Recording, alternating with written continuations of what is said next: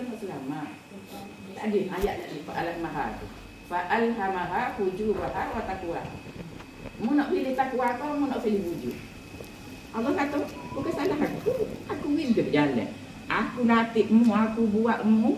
Aku hantar Nabi, aku buat Quran. Al-Quran ni surat kirimah. Tok Guru ni, Tok Guru yang si kata, Al-Quran ni surat kirimah daripada Allah SWT.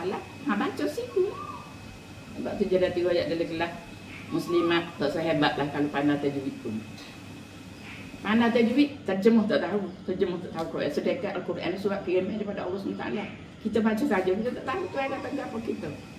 Ha, jadi, awak baca, awak betul tajwid molek, awak tahu terjemah, awak tahu tafsir.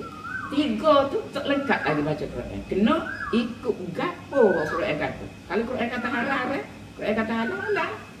Kalau baca tiga perkara tu pandai tapi kamu tidak ikut gapo Tuhan kata dalam Quran, kamu tidak orang membaca Al-Quran dengan sempurna. Tak sempurna lagi. Tak soyak hebat tajwid tu. Ni kok dia baca tajwid tu. Tak setit lah. Dia juga baca Quran terjemah tak tahu tanya. Jadi nanti besok lah tanya dia lagi. Apa ayat Tuhan suruh maya? Apa ayat Tuhan suruh puasa? Kak nak puasa. Jadi tu.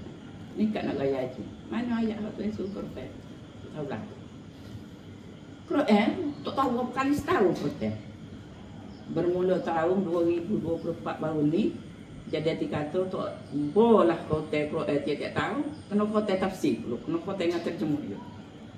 Kalau tidak awak-awak semua ni tak ada peningkatan. Berapa tahun dah khotel Quran? Ngaji Quran jauh ke 7 tahun. Orang tanya ayat awak suruh berbeza. Mana ayat puasa? Mana ayat suruh maya? Padahal tak ada. Kalau baca, kalau tahu terjemah. Mana ayat suruh maya? Ya ya. Mana ayat suruh? Ya ya. Padahal ayat ni dalam surah Al-Baqarah baru. Kutiba alaikumusiyam dok.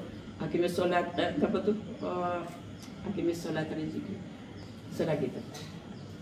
Siapa ingat? Ustazah lah pun. Jadi insya-Allah kita kena jagalah semaya. Tak soyak lah aku ni kayung langit. Aku tak kena rumah.